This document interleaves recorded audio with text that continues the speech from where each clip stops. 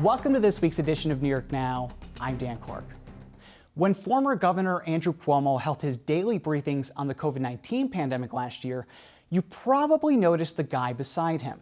That was Dr. Howard Zucker, the head of the state health department. But not for much longer. Governor Kathy Hochul said Thursday that Zucker would be stepping down from his job and leaving state government. And that's not a huge surprise. When she took office, Hochul said she was going to shake up state government. And there was pressure on day one for her to fire Zucker. That's because he was involved in some of the state's most controversial decisions during the pandemic, like how nursing homes were forced to admit COVID-positive patients at one point.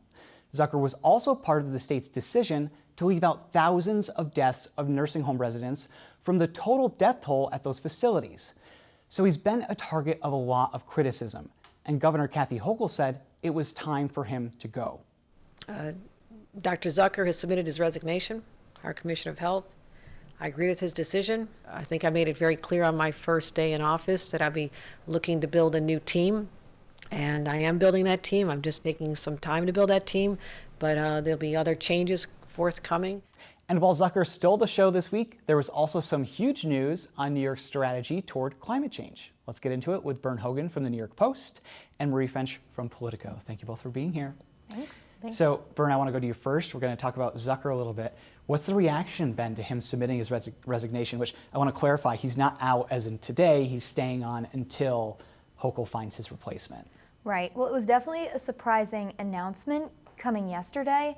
However, not entirely surprising given this 45-day window that Governor Hochul has said she's going to give her administration to fill some slots, especially some major positions that either were controversial under the former Governor Andrew Cuomo, or just that she wanted to make her own change-up in regards to those positions.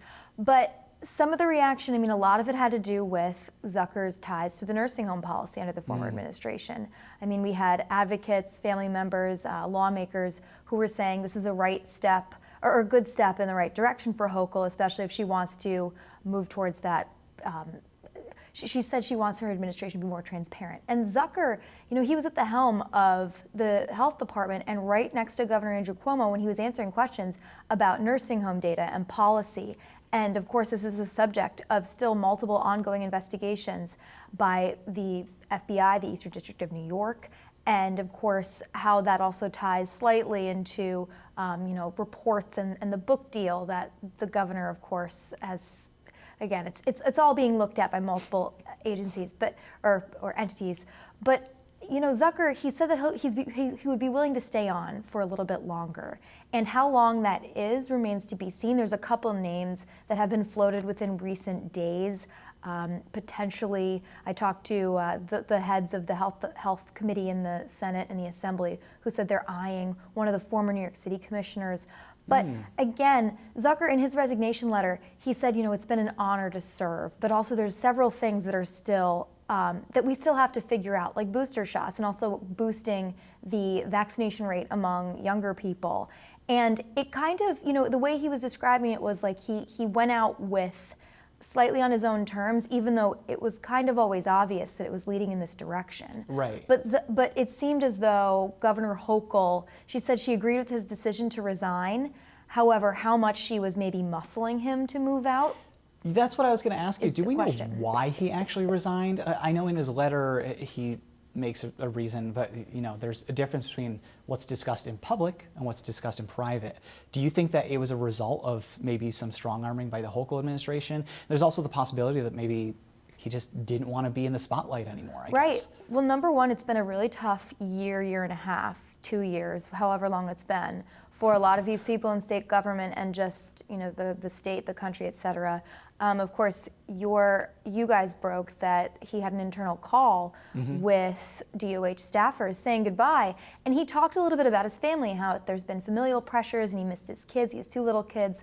However, this was a guy that, again, he was at it's a public health crisis. He was at the forefront of this, and he stood by decisions that, again, are under multiple investigations still and were very controversial, and he stood by them, like the March 25th order.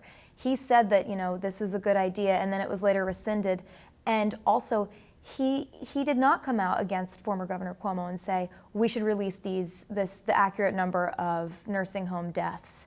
And that's a really big thing that, you know, it really was very controversial, and he was criticized, and he still is to this day. So at the end of the day, Hochul, maybe getting rid of him at the beginning of her coming in, she didn't want to shake things up and make it political. However, I mean, I think the writing was on the wall for him that he probably wouldn't make it past that 45-day period. However, she does need to pick somebody to lead this massive department, and quick. Yeah, and they have to be good. I mean, Howard Zucker was very, very qualified for this job when he was chosen by Andrew Cuomo a little bit over 7 years ago. So to find somebody of that caliber is not going to be an easy thing. I expect they'll have a national search, but maybe it will be the former New York City health commissioner. Who knows? Who knows? I mean, you have a short window. We're still in the middle of a pandemic, and also you have the Delta variant, and you're trying to get vaccination rates up. How fast can that search? How much time does New York State really have? And you need a doctor. You can't just pull up a staffer without the right credentials, right? Especially with such a decimated department. Exactly. You know, speaking of decimation, the state is doing a little bit more on climate change, Marie. That's a pivot if I've ever heard one. I know.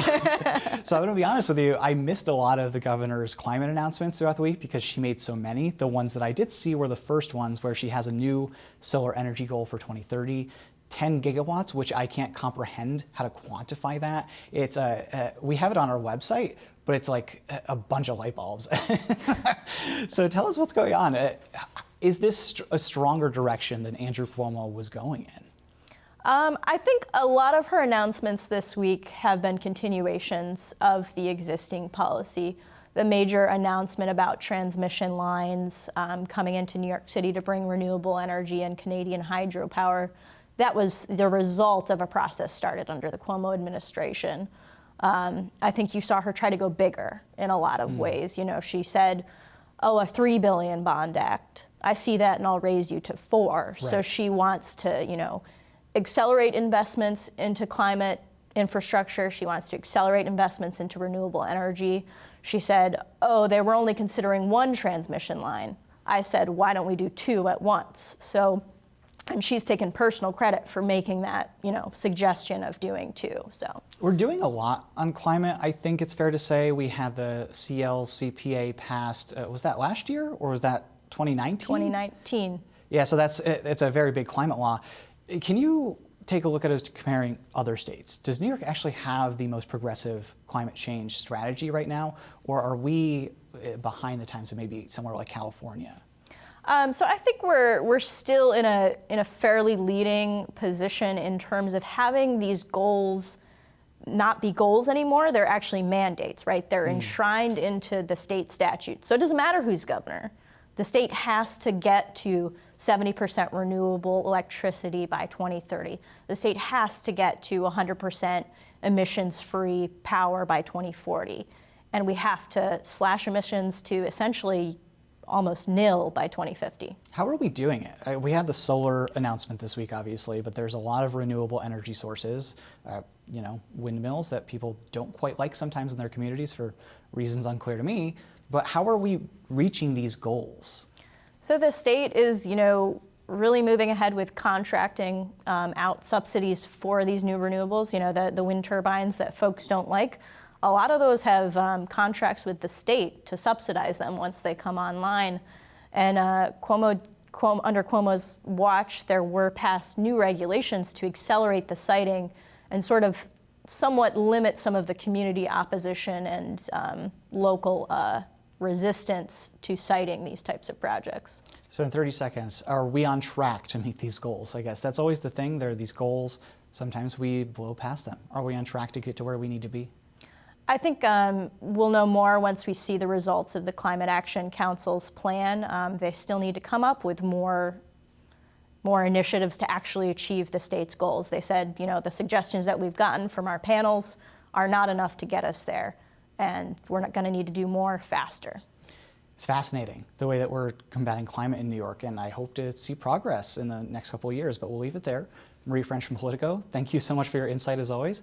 Vern Hogan from the New York Post, thank you so much. Thank you.